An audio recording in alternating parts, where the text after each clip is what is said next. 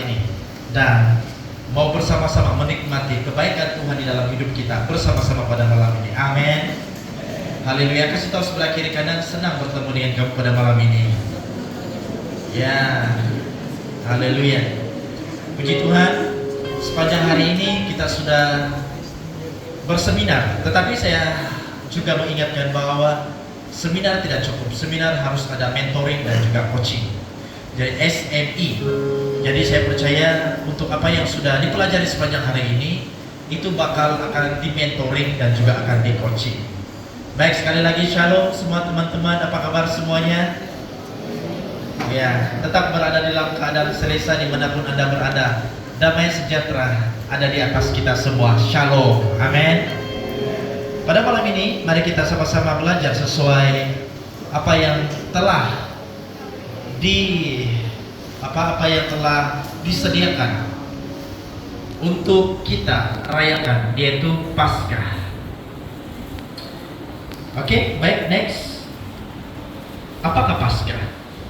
Seringkali setiap tahun kan kita melakukan ataupun merayakan Paskah. Mungkin kita sudah dengar banyak sekali tentang Paskah. Mungkin tidak kurang juga setiap kita sudah lupa apa itu Paskah. Jadi mari izinkan untuk kita diteguhkan, diingatkan semula apakah itu Paskah. Nah, apa itu Paskah? Kita akan lihat. Next. Saudara, tahukah Anda bahwa Paskah sebenarnya adalah perayaan bangsa Israel? Ya, itu perayaan bangsa Israel. Kalau bangsa dusun, apa perayaan dia? Keamatan.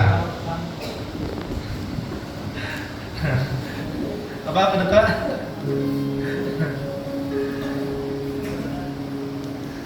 Ya, perayaan orang dusun adalah keamatan, betul? Jadi ini perayaan orang Israel. Jadi kenapa kita juga merayakan perayaan orang Israel? Di dalam Alkitab terdapat lebih daripada 70 kata perayaan orang Israel. Tidak di sana dikatakan perayaan orang Kristen. Ya, tetapi kenapa kita merayakan pula perayaan Paskah yang dirayakan, yang dimiliki oleh bangsa Israel? Next. Kita akan menjawab itu pelan-pelan nanti. Kita akan lihat bagaimana. Perayaan Paskah ini sebenarnya dirayai agar mereka, orang Israel, mengingati peristiwa dan tuntunan Allah sewaktu mereka keluar dari tanah Mesir. Nah, inilah tujuan sebenarnya orang Israel merayakan Paskah. Oke? Tujuan kenapa orang Israel merayakan Paskah adalah supaya mereka mengingati semula apa yang pernah berlaku oleh nenek moyang mereka ketika di tanah Mesir, perhambaan. Masih ingat kenapa orang Israel berada di tanah Mesir? Siapa masih ingat? Angkat tangan tinggi-tinggi. Oh, tidak ingat. Ataupun pura-pura tidak ingat. Ya, orang Israel berada di Mesir itu sejak waktu Yusuf, ya, anak Yakub yang disebut Israel, ketika dia menjadi perdana menteri di situ, ya, dan akhirnya segala suku sakatnya, keluarganya telah dibawa pergi ke Mesir. Pada ketika itu keluarga Israel ataupun keluarga Yakub, yaitu anaknya sendiri yang bernama Yusuf, pada waktu itu sangat dihargai karena dialah yang menolong raja pada waktu itu bagaimana memerintah ataupun bagaimana corak pemerintahan yang selamat bagi rakyat yang ada di Mesir. Tetapi sejak sekian lama akhirnya pemerintahan berganti, akhirnya mereka sudah lupa kebaikan ataupun jasa baik keluarga Yakub, yaitu Israel pada waktu itu, sehingga akhirnya timbullah hal-hal yang keras buat bangsa Israel. Kenapa? Ternyata orang Israel makin banyak, orang Israel makin kaya. Itu yang merisaukan orang Mesir pada waktu itu. Dan raja berkata, tidak baik mereka terus menerus bertambah banyak di negeri kita. Tidak baik juga mereka kalau mereka lebih kaya. Bagus kita kali ini tindas mereka. Dikerjakanlah orang Israel menjadi budak ataupun menjadi hamba. Pekerjaan yang begitu teruk sekali, yang mereka alami selama mereka di Mesir. Berapa lama mereka di Mesir? Next.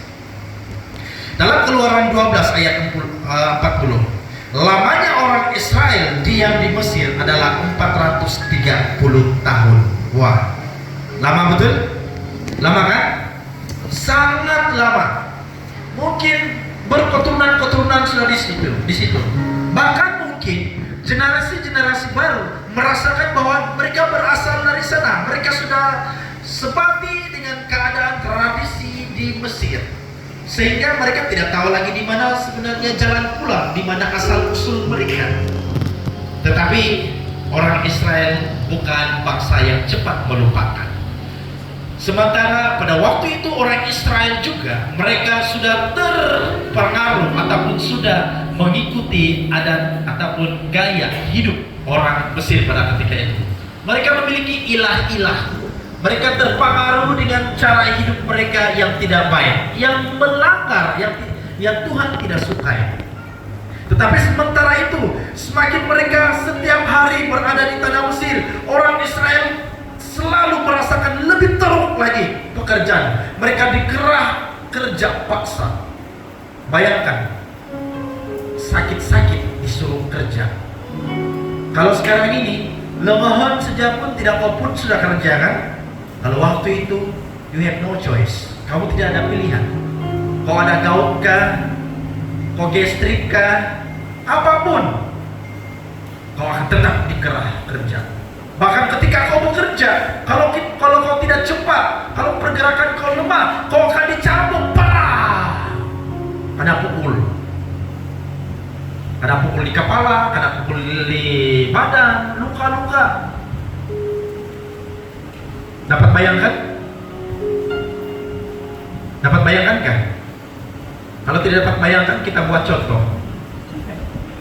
Saya buka tali pinggang saya, Kak. Kita coba. Tapi sebenarnya memang bukan mudah orang Israel berada di tanah Mesir, sehingga akhirnya muncullah pemimpin yang Tuhan sudah siapkan bagi bangsa Israel. Siapa namanya? Siapa nama dia? Hah? Yusuf tidak. Siapa nama dia? Musa. Adakah yang namanya Musa di sini? Kalau ada nama Musa di sini, mari kita puji. Belalau. Ya, Musa. Tuhan persiapkan Musa untuk membawa orang Israel keluar dari tanah Mesir. Nah, ini dia permulaan cerita bagaimana Paskah itu berlaku. Tapi sebelumnya, next. Oke, saya akan ceritakan terus dulu sebelum saya sentuh di bagian ini. Nah, akhirnya Musa berjuang untuk orang Israel. Kita tahu kan Musa ini dari mana? Musa yang dihanyutkan, Musa yang dipelihara oleh kira ratu, ya, putri pemaisuri lah yang ambil dia, lalu dia diasuh dengan cara orang Mesir, dan dia pun orang yang memang sudah pakar tentang seluk beluk orang Mesir. Tetapi puji Tuhan, orang Israel bukan mudah lupa identitas mereka, sehingga Musa akhirnya diberi pewahyuan, diberi perintah oleh Allah itu sendiri supaya melepaskan bangsa Israel dari tanah perbudakan. Baik. Dan apa yang terjadi? Banyak perkara yang berlaku. Masih ingat? Ada tulah satu tulah, dua tulah, bermacam-macam tulah yang terjadi di Mesir, supaya Nebukadnezar lembut hati, rela melepaskan orang Israel. Tetapi apa yang terjadi? Nebukadnezar pula makin keras hati. Firaun. Nebukadnezar itu zaman Daniel pula. Firaun. Lalu apa yang terjadi? Makin keras hati Firaun. keras hatinya. Sampai sudah sampai ke 9 tulah, dia tetap tidak melepaskan orang Israel. Akhirnya ketika tulah yang ke-10, orang Musa memberitahu kepada orang Israel supaya bersiap sedia. Sebentar lagi kita akan keluar dari tempat ini. Nah, baik, kita kembali di slide. Sewaktu mereka merayakan Paskah ini, ada cara khas yang harus dilakukan oleh mereka agar mereka tetap ingat dan boleh membayangkan keadaan nenek moyang mereka semasa keluar dari tanah Mesir. Nah, inilah sebabnya kenapa bangsa Israel mau merayakan Paskah, supaya mereka ingat apa yang ini sini yang saya suka nih, bukan sekedar ingat, tetapi membayangkan keadaan nenek moyang mereka semasa keluar dari tanah Mesir. Membayangkan apa yang pernah terjadi di tanah Mesir yang hidupnya begitu sengsara, juga membayangkan proses-proses mereka keluar dari tanah Mesir. Contohnya, next. Ini domba. Apa yang dilakukan semasa mereka merayakan Paskah orang Israel ketika orang merayakan Paskah hari ini? Yang mereka lakukan adalah domba Paskah disembelih pada jam 3 petang. Karena pada masa inilah orang Israel ataupun nenek moyang mereka pada waktu itu keluar dari tanah Mesir. Nah, waktu itu dilakukan supaya mereka ingat, waktu inilah, jam inilah nenek moyang kita keluar dari tanah Mesir. Yang kedua, Paskah itu harus dimakan. Maksudnya domba Paskah itu harus dimakan dalam satu rumah. Itu yang dilakukan oleh orang Israel ketika mereka merayakan Paskah. Mereka harus makan itu daging domba di dalam rumah, dan mereka tidak boleh membawa itu keluar dari rumah.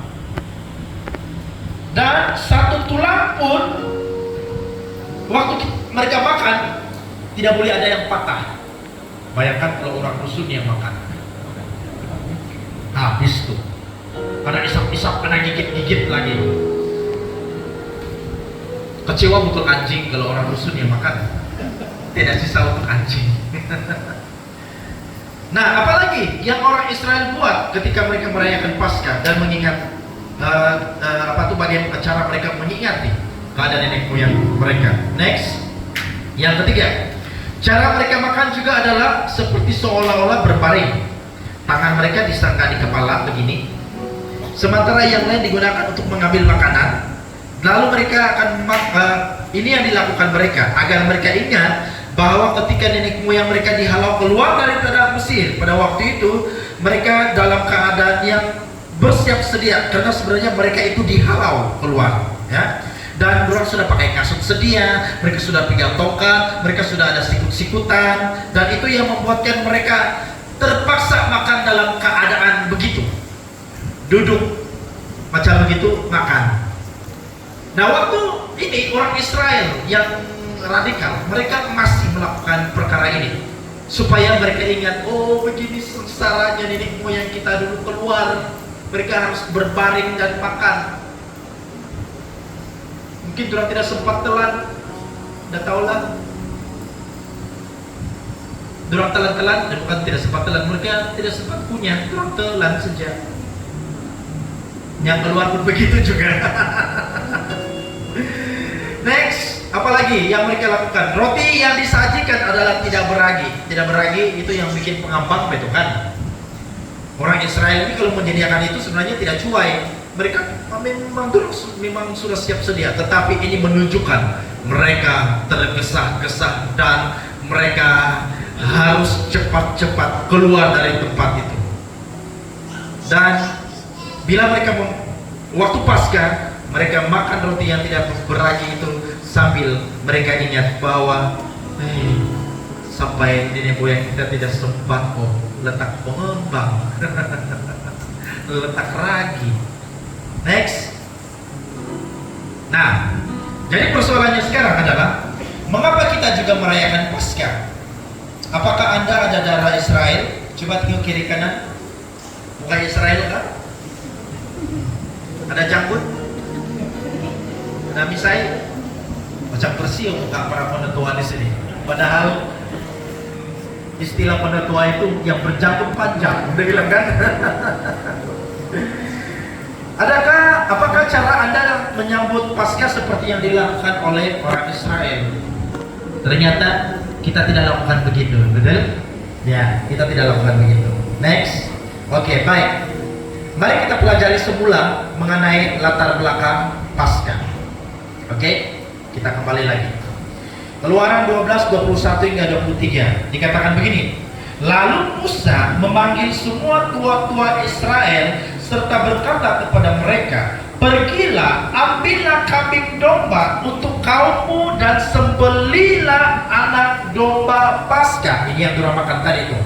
Kemudian kamu harus mengambil seikat hisop dan mencelupkannya dalam darah yang ada dalam sebuah pasu, dan darah itu kamu harus sapu pada ambang atas dan pada kedua tiang pintu. Dapat bayangkan di mana karena letak tuh? Semua sudah biasa nampak, bahkan sudah dapat membayangkannya. Diletak di ambang pintu. Seorang pun dari kamu tidak boleh keluar pintu rumahnya sampai pagi. Dan Tuhan akan menjalani Mesir untuk menulahinya. Apabila ia melihat darah pada ambang atas dan pada kedua tiang pintu itu, maka Tuhan akan melewati pintu itu dan tidak membiarkan pemusnah masuk ke dalam rumahmu untuk menulahi. Nah, saya mau bagi tahu, ternyata petunjuk untuk malaikat maut supaya tidak akan terjadinya pembunuhan di dalam rumah adalah apabila ada tanda darah. Nah, rahasia ini, pesan ini hanya untuk orang Israel. Tetapi saya mau tanya, sekiranya tiba-tiba ada ini berita terbucur, terpikir di orang Israel, dan orang Israel tiru buat begitu, rasa-rasanya diselamatkan ke orang Mesir. Orang Mesir yang terdengar, oh, ada pula cara dia supaya malaikat maut tidak membunuh di dalam rumah kita dengan cara, lalu mereka taruh di ambang rumah. Rasa-rasanya selamatkan? Selamat, karena itu saja syaratnya, darah. Tapi ternyata berita ini hanya kepada orang Israel saja. Maka Alkitab mencatat bahwa pada malam itu, pada waktu itu, setiap rumah orang Mesir terdengarnya tangisan. Sedih. Kenapa anak sulung mereka meninggal? Dapat bayangkan kan? Betapa sedihnya keadaan itu. Tapi apa boleh buat? Karena memang itulah yang harus terjadi pada ketika itu untuk menyelamatkan bangsa Israel. Nah, perhatikan. Kata melewati itu, kata melewati itulah istilah Paskah dalam bahasa Latin, Pesach dalam bahasa Ibrani, Passover dalam bahasa Inggris, dan Limpas bahasa Sapa. Supaya lebih paham, kan? Jadi maksudnya apa? Maksudnya di dalam rumah, di ambang pintu yang ada darah itu, ketika malaikat maut sedang jalan, nampak ada limpas. Semestinya kalau tidak ada tanda itu mati. Tapi karena ada tanda itu, selamat. Bayangkan kalau kamu ada rumah di situ. Oh, lupa tadi. Saya pasal lupa tidak dengar cakap si Musa. Walaupun kau orang Israel pada waktu itu, gara-gara kau lupa letak itu, kau tidak terkecuali mengalami kematian bagi anak-anak sulung. Nah, jadi ini yang harus kita renungkan.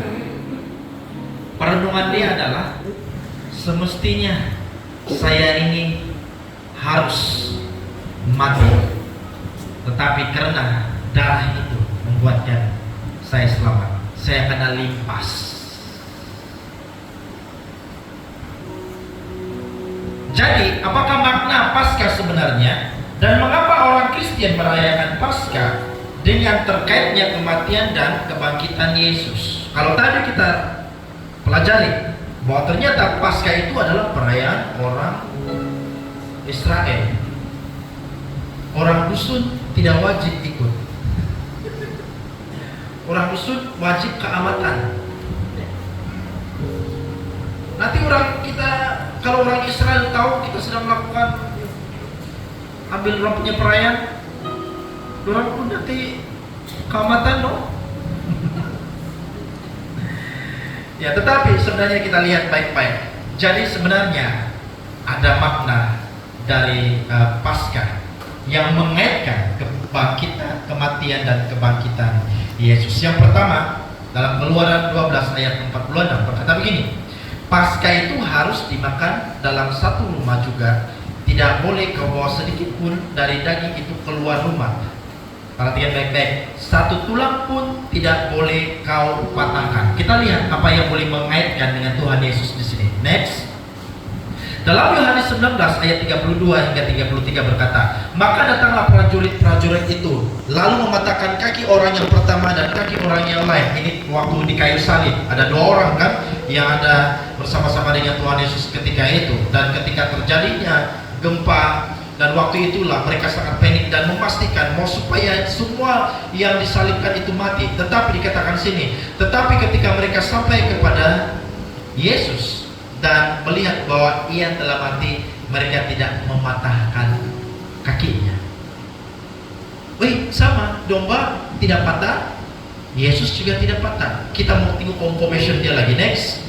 Yohanes 19 ayat 36, sebab hal itu terjadi supaya genaplah yang tertulis dalam kitab suci, tidak ada tulangnya yang akan patah.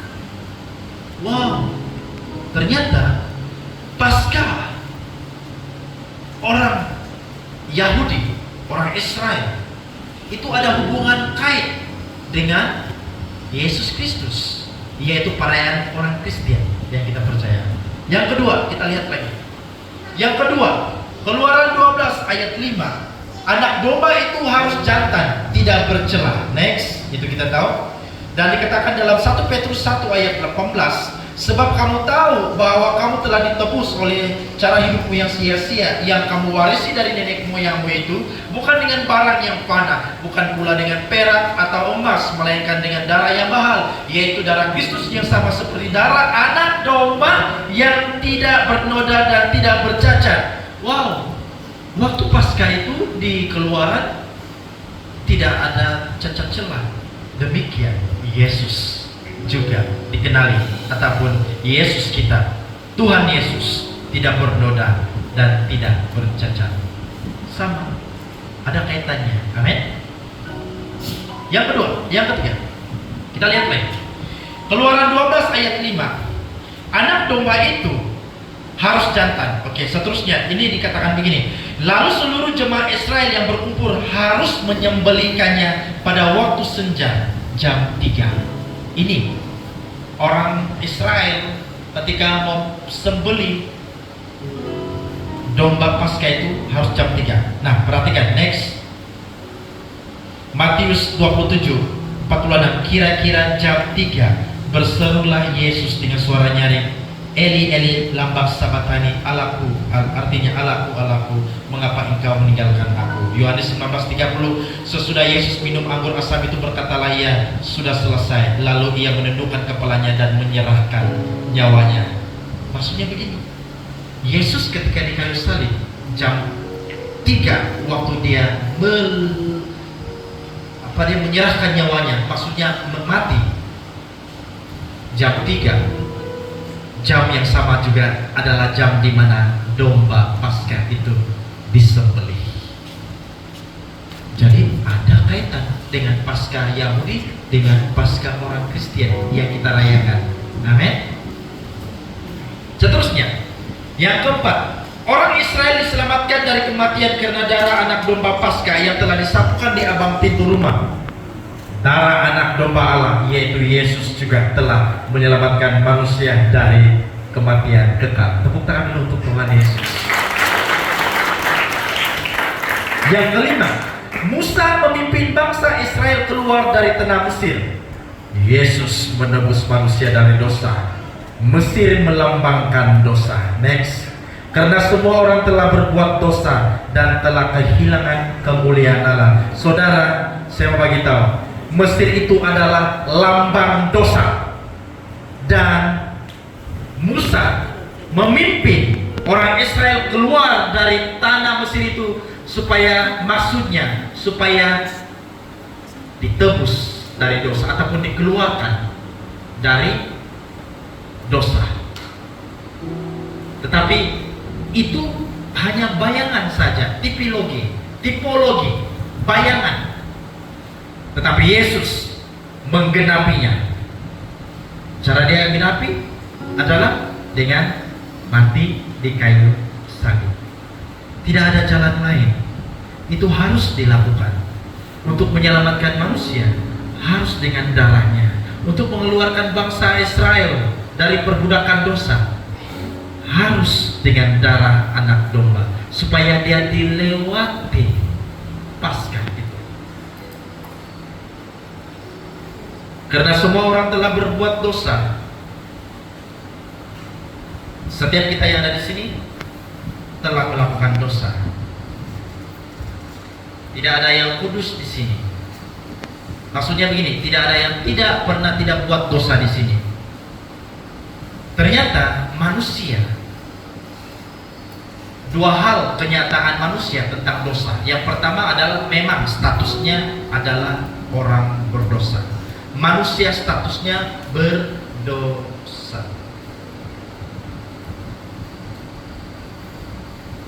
Saya suka dengan bila menyampaikan ini, karena itu terus mengingatkan saya betapa saya itu sangat berharga bagi Tuhan. Tidak ada satu manusia pun dapat mengeluarkan dirinya dari belenggu dosa, karena manusia memang berstatus dosa. Maksudnya apa? Maksudnya begini, saya mau tanya kita punya Syarukan kawasan Murug. Syarukan SRK, kenapa kau dusun? Hah?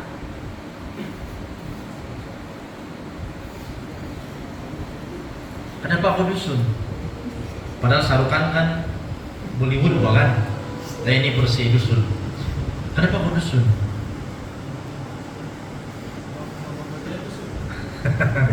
Sebab bapak dia dan mama dia dusun. Kalau si Syarukan tanya lagi sama bapak dia, "Ama, apa? Kenapa pula kamu dusun?" Rasa-rasanya apa jawaban ibu bapak kau, Syarukan? Jawabannya tetap sama. Sebab datuk kau, nenek kau dusun. Kau tanya lagi moyang kau, saya pikir moyang kau akan juga jawab benda yang sama. Nah, kita manusia dari Adam sudah melakukan dosa, turun sampai kita. Jadi status kita berdosa. Untuk keluar dari belenggu dosa itu kita tidak dapat melakukan dengan kekuatan sendiri, karena kita sudah memang berstatus dosa. Belum kau pikir buat dosa pun kau sudah berbuat dosa. Apalagi kalau sudah buat dosa. Dan yang kedua, manusia cenderung untuk melakukan dosa. Apa yang dalam pikirannya? Selalu dosa-dosa yang mereka inginkan untuk lakukan. Contoh, kan dalam 10 hukum itu, jangan mencuri, dia bilang. Jadi Mencuri di sini bukan berbicara hanya sekadar kau betul-betul sudah mencuri. Dia baru saja berbicara tentang baru kau mau mencuri, baru kau ingin mencuri, sudah kau itu sedang melakukan pencurian. Saya suka tanya ini kalau PMM. Siapa di kalangan kamu yang pernah bunuh orang di sini? Angkat tangan. Hah? Oh, ada yang angkat tangan. Bagaimana cara kau bunuh? Mau kotel ya? Mau kasih racun punya makanan? Ada yang pernah membunuh manusia? Tiada, saya tidak pernah bunuh. Tetapi firman Tuhan katakan membenci saudaramu sahaja, kamu sudah membunuh. Nah, bermaksud kita ini selalu melakukan ataupun melanggar 10 perintah Tuhan. Siapa yang suka berzina di sini? Tidak ada. Tapi, hai laki-laki, ketika kau tengok pornografi dan ada keinginanmu di situ, Anda sedang berzina. Tidak kurang juga dengan wanita. Nampak laki-laki handsome macam Lee Min Ho.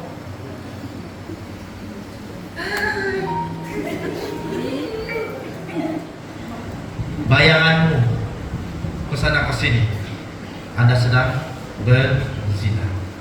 Nah, maksudnya begini, kita manusia cenderung melakukan dosa. Nah, untuk kita keluar daripada dosa, kita tidak dapat lakukan dengan diri kita sendiri. Kita tidak boleh. Kita tidak ada jalan. Siok tay buat dosa. Tuh, Roma 6 ayat 23 berkata, sebab upah dosa adalah coklat. Coklat teh. Apa dia bilang? Sebab upah dosa adalah apa? Maut. Tahu maksud maut? PMM? Tahu maksud maut? Jaringan mautnya itu selalu benar-benar dengan kata-kata begitu kan? Seolah-olah maut itu tidak mengerikan. Tetapi saya mau bagi tahu, perkataan maut itu sangat mengerikan. Kenapa? Sebab maut itu adalah terpisah dengan Allah. Dikatakan bahwa tanpa Yesus, tanpa Tuhan, kau mati. Tidak mentisiok tukil, adik-adik. Jadi walaupun kamu cakap, wah dia punya jaringan maut itu, tapi jangan pernah rendah terhadap perkataan maut itu sangat mengerikan. Amin. Nah, jadi dengan cara bagaimana supaya kita dilepaskan? Kalau Paskah orang Yahudi itu adalah tentang perayaan orang Yahudi memperingati bagaimana nenek moyang mereka keluar dari tanah Mesir. Tetapi untuk perayaan Paskah orang Kristen, kita akan mengingati bahwa kita yang berdosa ini hanya limpas dari maut. Dengan cara apa? Dengan cara karya penyaliban Tuhan Yesus. Jadi manusia yang penuh dengan dosa berusaha untuk keluar dari lingkungan dosa itu tidak boleh. Jadi apa yang harus dilakukan? Yang harus dilakukan adalah Yesus. Ada 2 syarat. Yang pertama, supaya manusia boleh keluar daripada lingkungan dosa, dia harus ditebus.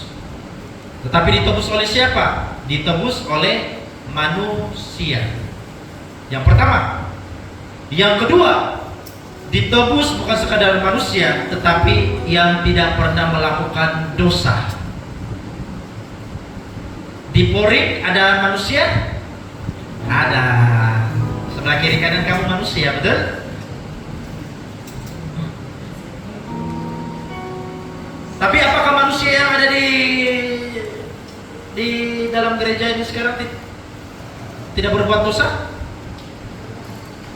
Berdosa. Oke, kita cari pergi di Pekanbaru. Di Pekanbaru ada orang berdosa? Ada manusia? Ada manusia? Ada.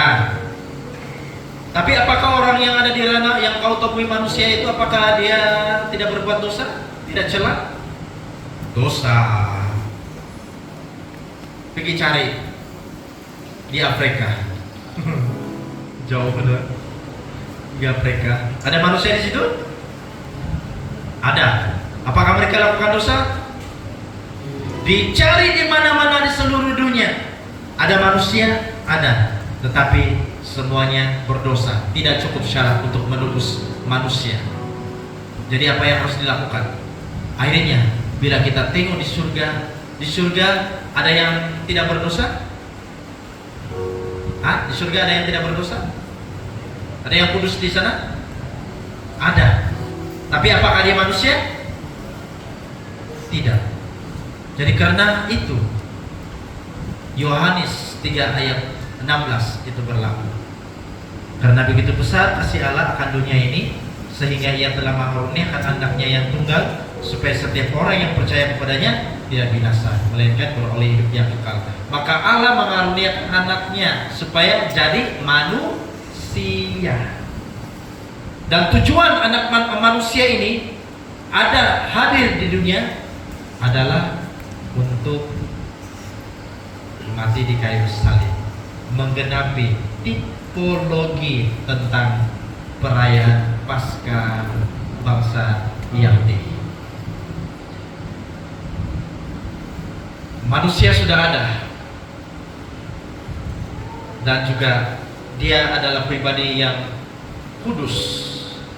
Maka hanya pribadi ini sahaja yang layak untuk melakukan penebusan buat manusia. Tepuk tangan gemuruh buat Tuhan Yesus. Tetapi saya membagi tahu, kalau Paskah hanya berbicara tentang kematian Yesus, itu belum lengkap. Itu belum namanya menang, betul? Mati di itu saja cerita dia.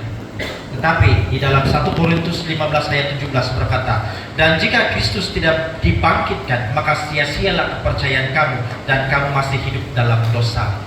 Maka itu dalam Wahyu 1 ayat 17 berkata, sekarang ini kau jangan takut lagi. Aku adalah yang awal dan yang akhir, dan yang hidup. Aku telah mati, namun lihat, aku hidup. Tepuk tangan dulu buat Tuhan Yesus.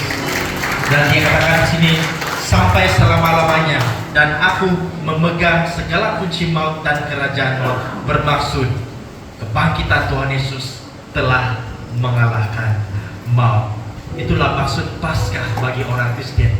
Tidak hanya sekadar kematian Tuhan Yesus, tetapi juga adalah kebangkitan Tuhan Yesus. Amin. Haleluya. Mari kita bersyukur. Mari kita bersyukur buat karya salib. Ternyata sejak dari dulu Allah merencanakan untuk menyelamatkan manusia yang telah jatuh dalam dosa. Allah sangat kasihan manusia yang bersusah payah untuk keluar dari lingkungan dosa. Tetapi Dia tidak hanya sekadar berbelas kasihan, tetapi kasihnya yang begitu besar menyelamatkan kita. Mari kita berdiri bersama-sama. Karya terbesar dalam hidupku, pengorbananmu yang selamatkanku. Engkaulah harta yang tak ternilai yang ku miliki, dan ku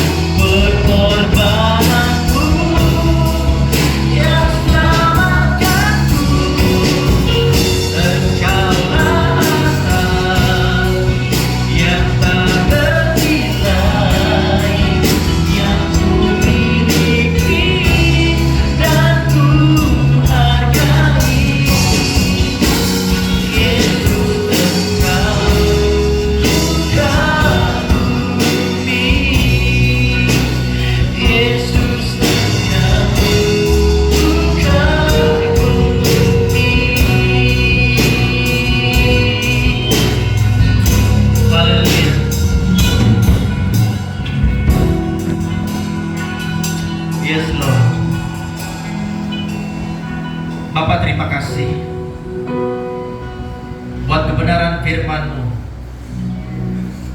tentang Paskah yang kami sedang rayakan pada malam ini, Bapa. Paskah yang penuh dengan warna-warni, dengan sebuah cerita yang begitu indah tentang karya-Mu, di mana dari jauh Tuhan sudah melihat, merencanakan penyelamatan manusia dengan sebuah bayang-bayang. Tetapi bayang-bayang itu tidak hanya sekadar namanya bayang-bayang, tetapi itu telah digenapi lewat kayu salib Yesus Kristus. Terima kasih Bapa. Semestinya kami manusia tidak layak untuk mendapatkan kasih karunia dari-Mu, tapi Engkau begitu baik buat kami, sehingga Engkau sanggup turun ke dunia, mengalami keadaan manusia, dan juga Engkau mati di kayu salib lewat darah-Mu Bapa, seperti darah anak domba yang disapu di ambang pintu. Mau melewati karena darah itu, sama hal seperti darah-Mu di kayu salib Tuhan. Semestinya Bapa, kami tidak mengalami kasih karunia itu.